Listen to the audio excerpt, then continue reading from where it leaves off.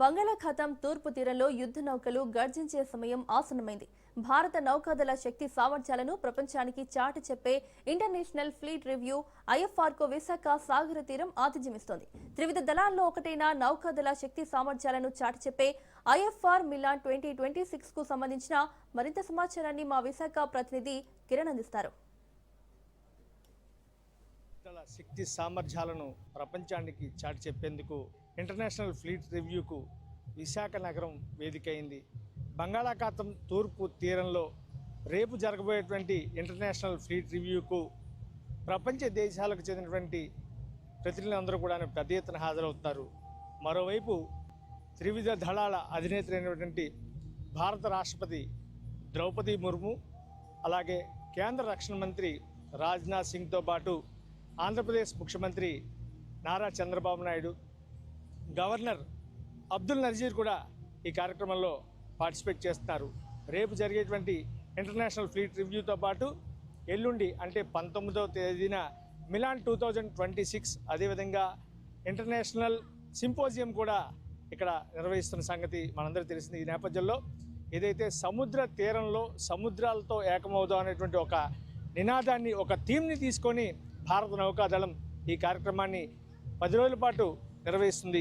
ఇప్పటికే గత 2 రోజుల నుంచి కూడాను ఇక్కడ నేవీ యంత్రాంగం పూర్తి స్థాయిలో అప్రమత్తమై భారతదేశ శక్తి సామర్థ్యాలను ఇటు వాయుసేన కావచ్చు, మరోవైపు జలసేన కావచ్చు, అలాగే పూర్తి స్థాయిలో వాళ్ళ శక్తి సామర్థ్యాలను ఇక్కడ ప్రదర్శిస్తూ ప్రపంచానికి చాటిచెప్తున్న పరిస్థితి మనం చూస్తూనే ఉన్నాం. రేపు జరిగేటువంటి ఏదైతే ఇంటర్నేషనల్ ఫ్లీట్ రివ్యూ ఉందో దీనికి ఈరోజు సాయంత్రం పలువురు మంత్రులందరూ కూడాను విశాఖ చేరుకున్నారు. రేపు ఉదయం ఏపీ ముఖ్యమంత్రి నారా చంద్రబాబు నాయుడు ప్రత్యేక విమానంలో వైజాగ్ చేరుకుంటారు. రేపు ఉదయం 10 గంటల నుంచి విశాఖ సాగర తీరంలో ఈ IFR international fleet review and Milan 2026 విన్యాసాలు చాలా అద్భుతంగా జరగబోతున్నాయి. దీనికి సంబంధించి ఇప్పుడు మనం ఒకసారిగా డయాస్ చూసుకోవచ్చు. ఇప్పటికే డయాస్ కూడా పూర్తిగా వస్తుంది.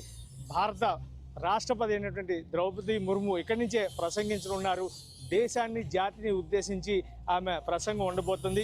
మధ్యాహ్నం 1 గంట వరకు జరిగేటువంటి ఈ ఫ్లీట్ రివ్యూకి సంబంధించిన దాదాపు 90 యుద్ధ నౌకలు, అదేవిధంగా 45 యుద్ధ విమానాలు, మరోవైపు 20కి పైగా విదేశీ యుద్ధ నౌకలు కూడాను ఈ ఐఎఫ్ఆర్లో పాల్గొంటున్నాయి.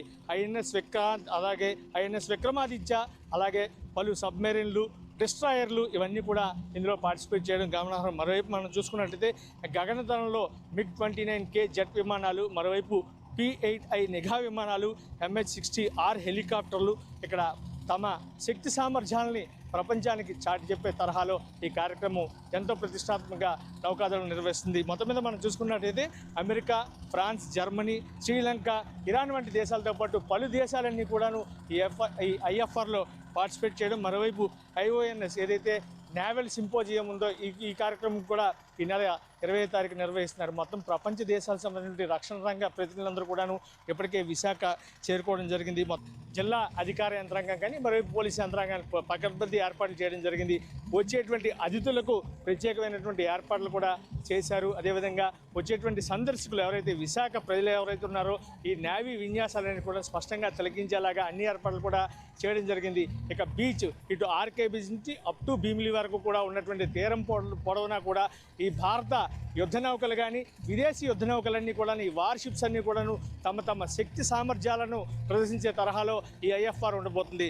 రేపు జరిగేటువంటి ఈ ఐఎఫ్ఆర్కి సంబంధించి చాలా ప్రతిష్టాత్మకంగా, ముఖ్యంగా నేవీ చాలా ఇంట్రెస్టింగ్గాను అన్ని దేశాలని కలుపుకుంటూ ప్రశాంతంగా ఉండేలాగా ఏదైతే సముద్రాల ద్వారా ఏకమవుదనేటువంటి ఒక థీమ్ తోటి ఈ కార్యక్రమాన్ని ఐఎఫ్ఆర్, మరోవైపు ఈ సింపోజియం కానీ మరోవైపు మిలాన్ 2026 దాదాపు 10 ఏళ్ల తర్వాత 2016లో విశాఖ సాగర తీరంలో జరిగినటువంటి ఏదైతే ఈ కార్యక్రమం ఉందో మళ్ళీ 10 ఏళ్ల తర్వాత 2026 అంటే ఈ ఏడాది నేవీ ఈ కార్యక్రమాన్ని విశాఖలో మరోసారి నిర్వహిస్తున్న పరిస్థితి.